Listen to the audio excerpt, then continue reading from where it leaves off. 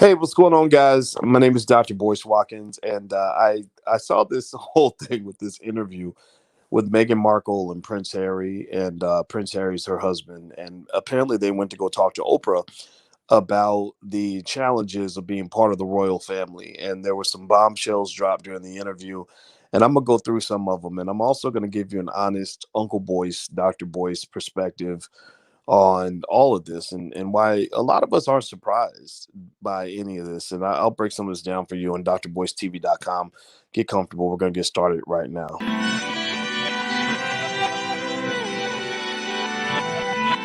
Here we are, clan the isms, cataclysm, great.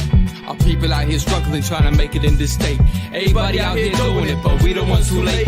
Now family, we the ones who gotta delegate. Get that money in the power, never be fake. Stick to cosign for 3.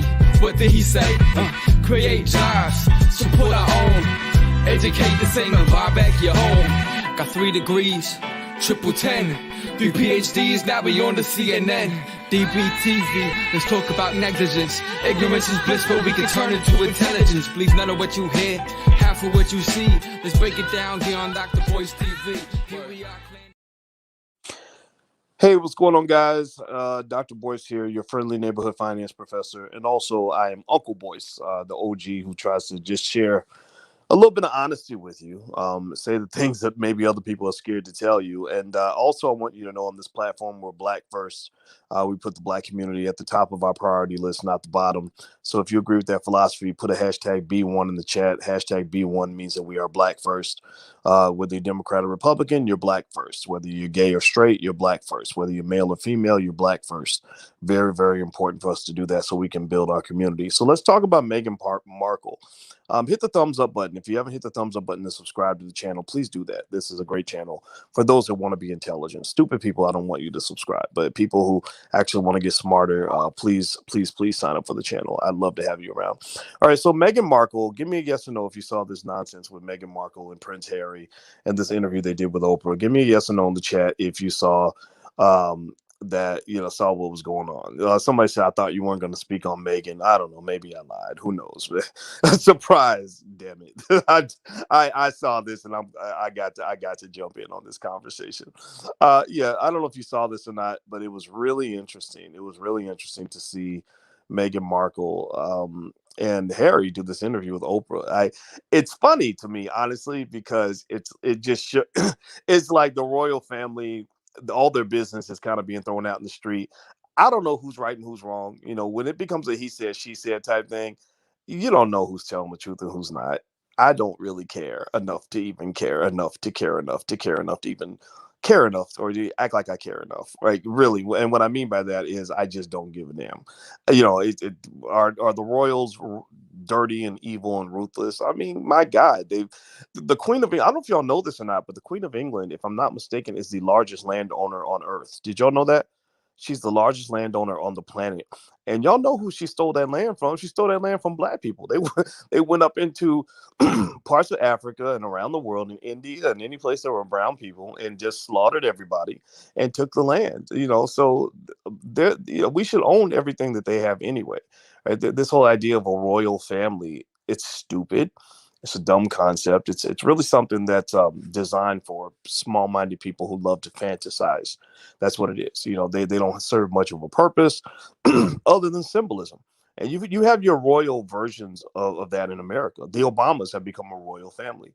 They reflect this symbolism. You love to see beautiful pictures of Michelle wearing these amazing gowns and her children, Sasha and Malia, growing up in their big, beautiful house on, I don't know if it's in, what was it?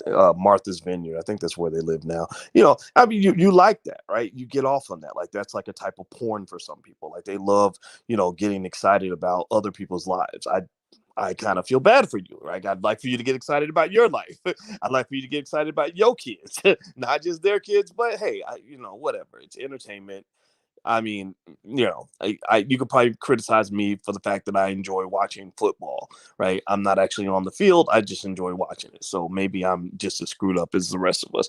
But here's the thing. So Meghan Markle, I remember when she went and married Prince Harry and they had this big lush wedding, and A lot of people got really excited about it. It was, super expensive and very fancy and probably cost, 20, 30, 40, $50 million. I don't know how much they spend on royal weddings, but it's an insane amount of money. And everybody got excited. I saw women like in tears, totally fascinating, like almost getting horny by watching this go down. And I really remember thinking to myself, why should I give a fuck about a lady who went off and married a redheaded white boy whose family got rich by stealing money from black people? Why should I care about any of this? Now, part of it's just because I'm a man, right? I don't think the wedding days do nothing for me, to be honest with you. I'm getting married this year, and I love. I'm excited about getting married because I just love that sexy, beautiful black woman next to me. I love those curves. I love that brain she has. I love, I love everything about her, and I think she's the most beautiful thing in the world, and that's what I look forward to. But this idea of sort of getting super excited about a wedding day, or falsely believing that marrying a redheaded white boy from across the sea is some sort of an upgrade is a little problematic. I share something on my Instagram. My Instagram is the Real Boyce Watkins. So feel free to go to the Real Boyce Watkins. Somebody said stop simping, Boyce. Nah, brother, I'm a simp for that black woman. If you can't find a black woman that you love enough to simp for her in public, then I feel sorry for you, because black women are the mothers of the universe. The black woman's womb is the most important place in the history of this world, because that's where we all come from. Without the black woman's womb, we wouldn't exist. So if you can't find a black woman that you will put in the position of a goddess, then maybe you need to reassess your whole reality. It was stupidity of hip hop that taught you that black women should be treated like bitches and hoes and disrespected at every turn. That's not who you are.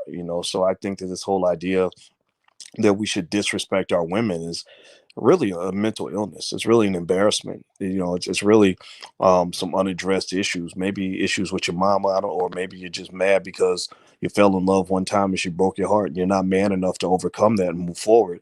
I don't know what it is, but this whole idea of um, of feeling like it's simping to tell a black woman how much you love her, it's just that's kind of sick. No community does that. There's no community on this earth anywhere that disrespects their women the way we disrespect our women, particularly in our music. And even the women have come to become used to the disrespect. Asian women don't deal with that type of thing. Now, sure, they got their own issues. But they don't deal with this stuff. Chinese man will fall in love and marry a Chinese woman and give her the respect she deserves. So grow the hell up. Stop that shit. So anyway, so what I'll say with Meghan Markle, here's the deal.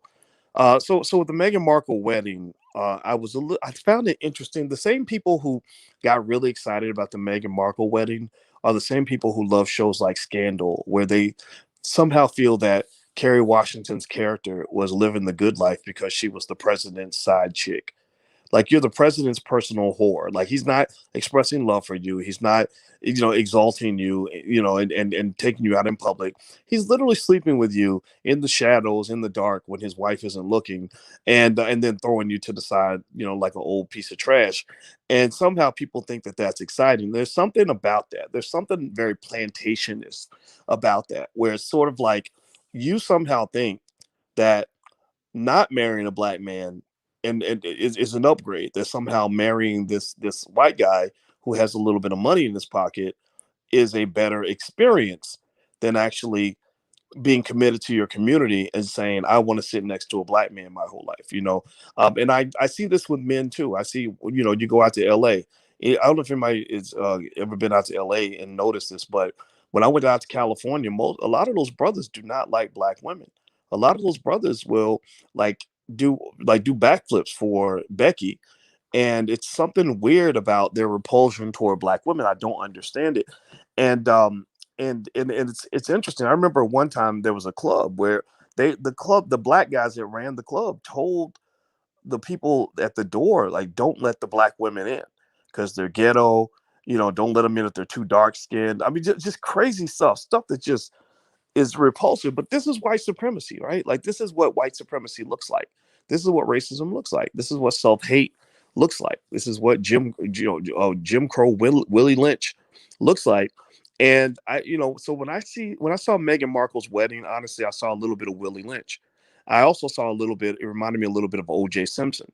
If you remember O.J. Simpson, hated black women. O.J. Simpson had a black wife, I guess, for a while, and then he got famous and stuff, and he did what a lot of guys did back then. He got him a Becky, blonde hair, blue eyed lady, and then next thing you know, O.J. ends up in his little situation. And so after spending a decade being America's favorite white man, OJ suddenly becomes a nigga like the rest of us. Suddenly, America is showing him that no, we really hate your black butt. We were just being nice to you because you could play football. Now that you've actually harmed a white woman, you are public enemy number one. So at that point, OJ is turning to the black community and saying, oh my God, look at what they did to me. This is so racist, y'all. This is so bad. But a lot of black people were looking at him like, yeah, we told you. We told your dumbass from the beginning what this is like. We told you why you should have a black woman next to you so you can deal with this type of nonsense. We told you why being with your own community is actually a source of strength and protection for you. But you wanted to go out here, you thought you were white. I could even say the same thing about Bill Cosby. Bill Cosby, a lot of those accusers were not black women. I'm not saying that Bill didn't do anything wrong. I'm not saying Bill doesn't deserve a big chunk of what he got. I believe in evidence and proof. I don't think there was any proof provided. I didn't see police reports or physical evidence, anything like that. And I personally believe there should be proof before you send an old man to die in prison. But if you recall, before Cosby went down, Cosby was sort of in the black community, but a lot of his experiences with women were not black women. So what does that have to do with Meghan Markle? Well, when you look at Meghan Markle, it's kind of interesting. It's like on one hand you were celebrating 2 years ago when it was almost like she was being taken away to fairyland, like she was being taken away to this wonderful place, this magical place where she'd become a princess and a duchess, and there were these women just, I mean, I'm talking about like almost like getting like sexually aroused and excited and like all emotional about how happy they were for her. Oh my God, the wedding was so beautiful. Oh, look. Oh, and look at the celebrities that are here. Oh my God, there's Oprah. There's so and so. Oh, she's the Duchess of Love. Yeah, and now what you get? Look at what you got. Now she's out here talking about, oh, they were so racist. They said that they didn't want my son to have dark skin. Well, I don't even know what that conversation was, but it was really ironic because a lot of people are not surprised. People are like, yeah, you marry a racist, you're gonna get racist behavior. You're signing up to be like, you thought it was an upgrade to join this family. It was not an upgrade. It was a downgrade. It was only an upgrade in terms of money.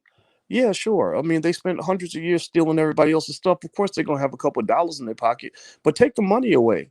And what do you have? You just have a bunch of mediocre ass white people. Why would you walk away from black excellence to be next to mediocrity? Like seriously, I'm not dissing people that are in interracial relationships. I mean, your love is your love. Your relationship is your relationship. I'm not judging any of that. I'm just saying that I don't have a lot of patience when I hear about a black person who walks away from the black community and then comes back saying, "Oh, they were so racist to me. It was so bad." And I'm like, yeah, that's why I didn't go with your dumbass, because I already know what happens over there. Same thing happens when you have black people that get opportunities to start businesses in their own communities with their own people, but they're like, no, no, no, I'm gonna go work for Google. I'm a senior manager at Google. I'd rather do that because I won an award. Google gave me an award and a high salary and blah blah blah. And then next thing you know, you're coming back complaining about how racist they are. And that's what happens when you sign up for white supremacy.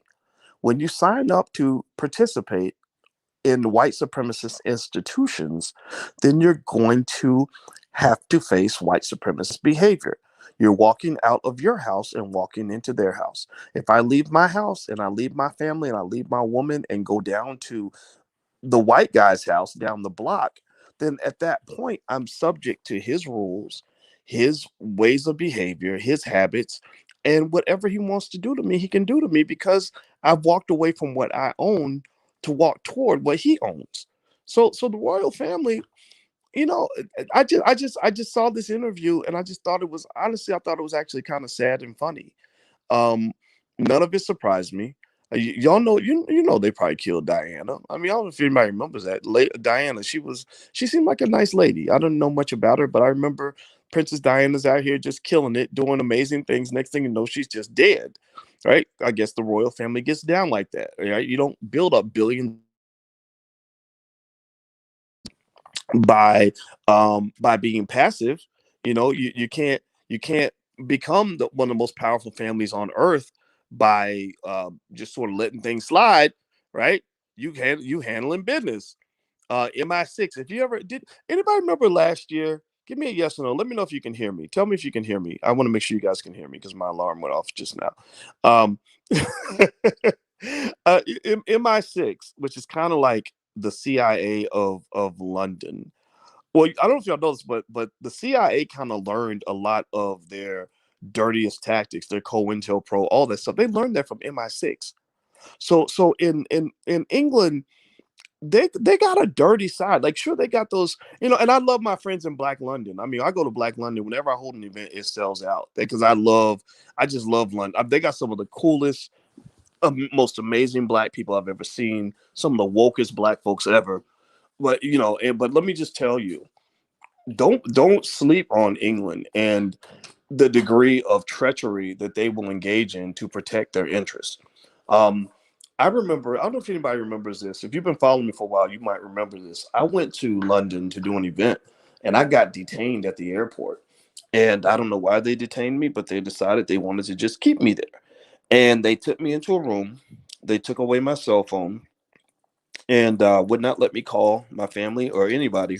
So people were wondering where I was. Nobody could get in touch with me, and they held me in that room for 10 hours. For 10 hours, because they were trying to figure out why I was there and what I was doing. Louis Farrakhan, from what I understand, Farrakhan can't even go back to London. Like they don't play. They're just real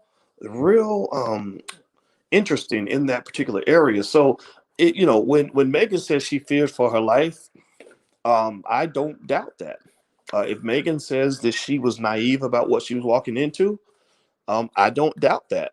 And who knows, maybe speaking to some of the woker, more woke Black people in London or around the world could have briefed her on the situation that she was walking into. So I see a person who I guess she's the victim, right? Like, that's what it is. Like, oh, they made me suicidal, stuff like that. I don't understand that kind of victim talk, to be honest with you. I kind of feel like if you're suicidal, then if you kill yourself, like, that's usually going to be your decision. But then again, though, they probably would fake a suicide. Who knows? Who knows what they would do? I don't know. But like, oh, they made me suicidal. I have a hard time. I don't buy that language. Like, if I choose to be suicidal, I'm being suicidal. I can't say Alicia made me suicidal and it's her fault. So she's the predator because I felt this way because Alicia was being mean to me. Like, I can't do that. As a man, I'm not allowed to take that sort of victim role.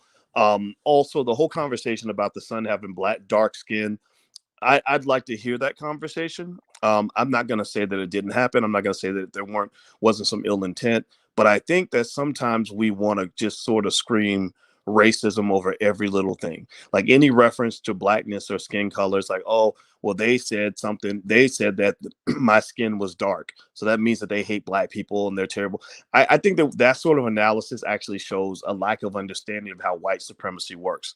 White supremacy is the kind of thing that isn't usually presenting itself in a first grader sort of way. It's not presented as somebody just disliking you because you have Black skin. White supremacy is a system that allows white people and their values to actually have more influence and power than you and your values. So that means that a person can be a beneficiary of a white supremacist system even if they're Black. There are Black people in America that benefit from white supremacy. If you're Black, I don't care, you could be Black, you could be Wesley Snipes Black. If you are Black and you commit yourself to a white supremacist system, like you become a cop and you say, I'm down for Blue Lives Matter no matter what. Or whatever it is, or you become a politician and you push stupid policies or whatever that are going to be harmful to Black people, then white supremacy will reward you. White supremacy will take care of you. White supremacy doesn't hate you because you have Black skin. White supremacy punishes you when you're not down for the agenda. Like, that's it. And in fact, if you're black and you're down for the white supremacist agenda, white supremacy will reward you better than it will reward a white person, because now you're a double agent. You're part of the COINTELPRO plan. They can plant you in any situation around other black people and ensure that you are going to pursue their agenda, and you're going to get more things done more effectively than you could if you were white. If a white Klansman comes through a black neighborhood and says, "We want to kill all the black people, we want to eliminate black people," ain't nobody going to respond to that. Nobody's going to agree to that, right? That would be crazy, right? But if your favorite rapper shows up talking about, "Look at how many Negroes I shot today," it's like you're gonna be dancing to that. You're gonna cheer for that, right? So he's gonna get paid extra money, the black bonus. He's gonna get paid extra to pass the message, because he can get the message into places that you can't. No different from the rats. The way they would kill the rats and the mice is they would put the poison out, and they would give the whatever the rat was, like the head of the household, who would go out and actually get food for the family. They would put the poison out, and the head of the household would go get the poison, and he would bring it in and feed it to the kids. And that's how they would kill the whole family of rats. Right. So you have your people that go out here and become big shots and famous and everything else, and they just come back and they feed you poison and you eat it because you're getting your poison from a trusted source. So when I'm looking at racism and looking for racism and white supremacy, the comment about the black skin wasn't what I didn't need to hear something like that to become convinced that the royal family is a walking manifestation of extremist white supremacy. They could have had any, they could have said Black Lives Matter, or we love black people, or we I hang out with LeBron James. Like, they could have done any of that, and I still would have said, yeah, that's white supremacy, because the white supremacy from the royal family comes from the fact that this family, through ill-gotten means, I mean, through just some of the most debaucherous behavior in history, has acquired massive amounts of wealth from black people by going around and killing black people all around the world, by taking their territory, conquering land, establishing a whole system that somehow, for whatever reason, puts this family above everybody else. Like, their lives are more important than your life. And I don't understand why. Like, I don't understand this concept of a royal family anyway. It doesn't make any sense to me. But then again, though, we do. There's something about human beings where we become fascinated about people who live this fantasy life that we would like to live. And I don't know what that is. I'm not a psychologist, but I personally say that that's also a reflection that could be a low self-esteem issue, where you're thinking that because I can't live a better life, I'm going to just sort of take in the endorphins I receive from watching this other person live a life that I think is better than mine. But when you talk about Meghan Markle and Prince Harry, I want to make this point 100% clear. Marrying that redheaded white boy across the sea was not an upgrade. There's nothing, seriously. I mean, ladies, put that old put that little ginger white boy next to the sexiest black men that you can think of. I'm talking about, dark, tall, dark, handsome, strong, got a nice little beard, nice little suit on him, looking real good, maybe intellectual, right, ambitious. Put Prince Harry next to even an average black man, and tell me who wins that contest. Who wins that competition? Who's the more quality choice? So, and I tell you what, I'll tell you this too. I think that there's also this thing, and I think women feel it as well. There's like a type of insult that black men feel when we're sitting here thinking, wait a minute, you're telling me they're going and marrying into this white supremacist family is an upgrade over being next to me. Why? Well, because they have a couple extra dollars in their pocket and a little bit of power that they obtained in a horribly illegal way. Like, there's no, you're not better than me. And I think that that's what I think a lot of black men were feeling, that they were like, wait a minute, why are you sitting around here fantasizing about this lady's life? Like, somehow she somehow is because she's doing this real life rendition of the Whitney Houston movie The Bodyguard. Like this is some sort of fantasy of yours. Like, what is this? Right. And I remember I knew a girl in college like that. It was a black lady who grew up in the hood. Her daddy wasn't around. She saw some bad examples of black men. She saw some black men that kind of let her down. And I remember that her favorite movie was The Bodyguard. And she also had another favorite movie. It was a Steve Martin movie called Father of the Bride. And if you've ever seen Father of the Bride's like this little fantasy fairy tale, and they play that like hokey, that hokey like happy music, like do do do do do do do do do do do do, right? And it's all about preparing for a big wedding. That's what the whole Father of the Bride thing is all about. And it's like white people like doing white people stuff and having this like really beautiful fairy tale wedding. And that was like one of her favorite movies, that and The Bodyguard. And lo and behold, years later, when I followed up to find out what she was up to, she had married a white guy and had, some little mixed interracial kids. And I look back on that and I realized that a lot of what drove her decision making, her preference for white guys over black men, is that when she saw black men, I think she saw her trauma. I think she saw poverty. She saw, just dastardly behavior. She saw negativity.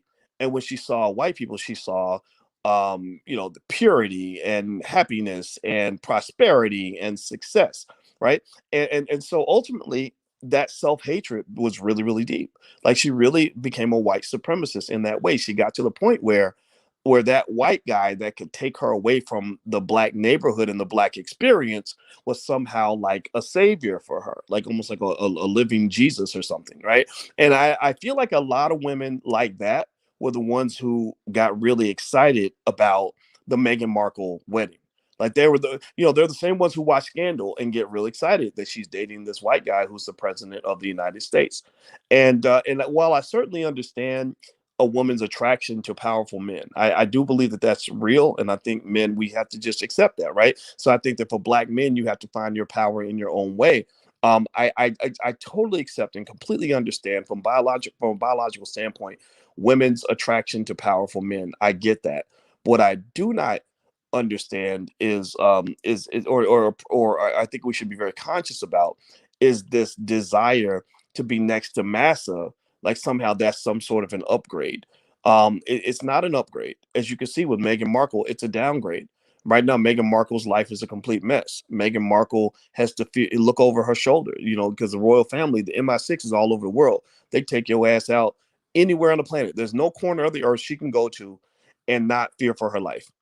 She has no security. She couldn't afford her security. That's why they're making deals with Netflix and Spotify, because they're trying to afford security, probably to protect themselves from these people, the royals, right?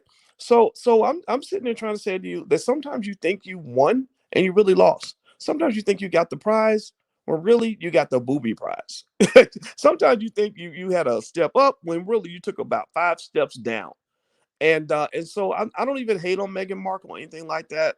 I don't care about Prince Harry at all. I have nothing to say about this guy, but I'm thinking about you and us, and just this whole debacle of us kind of sort of thinking that this was all a big deal when it was, when actually right now them complaining to Oprah proves that it was a terrible mistake. It doesn't mean that her life would have been perfect if she married a black man, but marrying this rich white guy from across the sea obviously didn't make her life any better.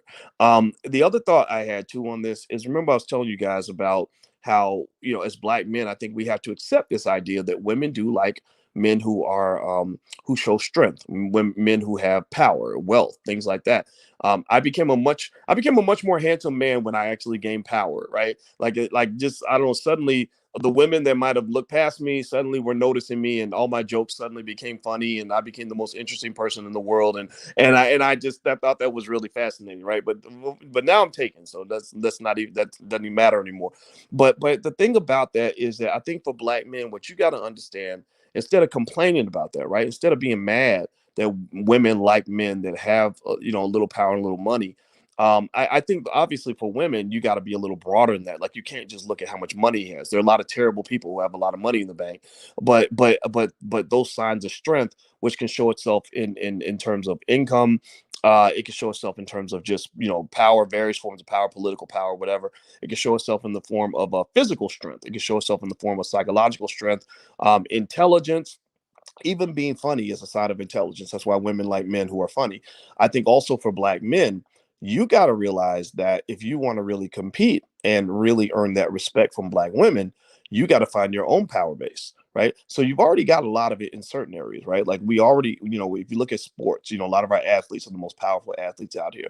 If you look at us in terms of intellect, a lot of smart brothers out here. Unfortunately, there are a lot of brothers out here that have learned from dumbass rappers that ignorance is what they want to do, and I'm not a fan of that. I believe in intelligence. I think that's how you survive, is to be intelligent. But also, remember this too: when you talk about economic power, you won't achieve your truest form of economic power by running up behind a white man trying to beg him for a job. All you're going to be is his little brother. All you're going to be is his sidekick. All you're going to be is his little footstool. And a woman is not going to be attracted to a woman with options is not going to be attracted to a man who is another man's footstool. That's just a reality. You know, um, I can tell you, in my own life, I'm marrying a woman who has a PhD. She's a full professor of social work. That means that I have to, she's smart. She could marry a dumbass man. So I'm already intellectual enough, right, to kind of match that.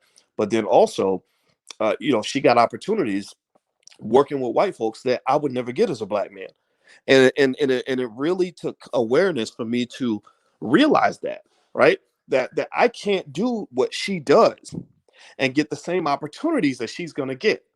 I can't walk in the same halls that she's walking and be treated the same way she's going to be treated, because she is an attractive black woman and I am a black man who is ambitious, radically black, smarter than 99.9% of all the white people I've ever met.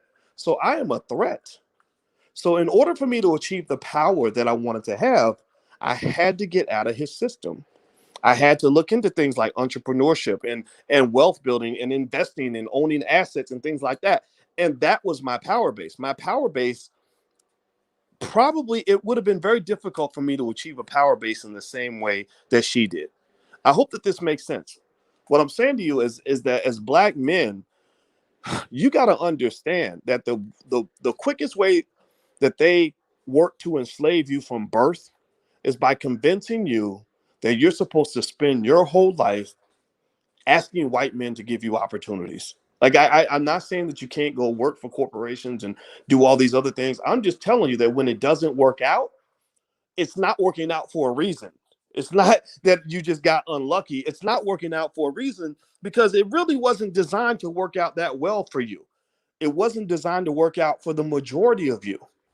But so for every black man who goes into corporate America and rises up the ladder and gets an opportunity at the highest levels, there's 1,000 other guys who try to do the same damn thing and the shit didn't work out. So I'm telling you, at the end of the day, when you talk about black men and when we see, women like Meghan Markle or whatever, fantasizing about being next to some rich white boy or whatever the case may be, it happens all the time, right? If you're trying to compete with that, you really got to compete with that. And you got to compete using your strength. Your strength is in your community. Your strength is in your innovation. Your strength is in your ability to work together with other brothers to build things, right? Your strength is coming back to your people and building something that is yours, right? Like being the originator of something as opposed to being an imitator, right? As opposed to simply thinking that you can somehow fit into a white supremacist institution and get the same opportunities as a white person. It ain't gonna happen. It doesn't happen. Run away from all that stuff. Go find your power base. My power base with Alicia and I are both scholars. We both got real PhDs from really difficult institutions and really went through hell in order to get there. But she achieved her power base through the system. I achieved my power base by leaving the damn system. When I ran into that racism at Syracuse and it was very scary, it was very difficult, I left that system and built something on my own, which allows me to circle back and meet that black woman at the top instead of me trying to go through the same pathway she's going and ending up feeling like a failure. Don't let them make you feel like a failure. If they won't let you through, then you got to go over, around, underneath, be creative. That's the point I want to make on this. And I know this is a little bit off from the Meghan Markle Prince Harry conversation, but who cares about those two people? I don't care. Whatever. Like stop complaining. Like whatever. I'm doing interviews with Oprah because my life is so bad. Well, you chose that life. I mean, give me a break. But in terms of like those of you that are listening, I think that when you're talking about fortifying your community and making your men better, you gotta figure out what your plan B is going to be, because I don't think white people designed this system to give you that much power. I know they didn't. So why are you surprised when they leave you powerless? Why are you surprised? Why does any of this surprise you? It only surprises you because somebody fed you a lie. Somebody fed you a fantasy that somehow the world is fair and that people are going to love you and that people are going to hook you up and take care of you. And none of that is true. So anyway, I got to go. I hope you guys have a nice day. And thank you for listening. And please hit the thumbs up button, share button, subscribe button on your way out. And you can follow me on Instagram. My Instagram is The Real Boyce Watkins, or you can text the word Boyce to 31996. And I'll notify you when I go live every now and then. And I'm out. So have a good day. I'll see you guys soon. Peace.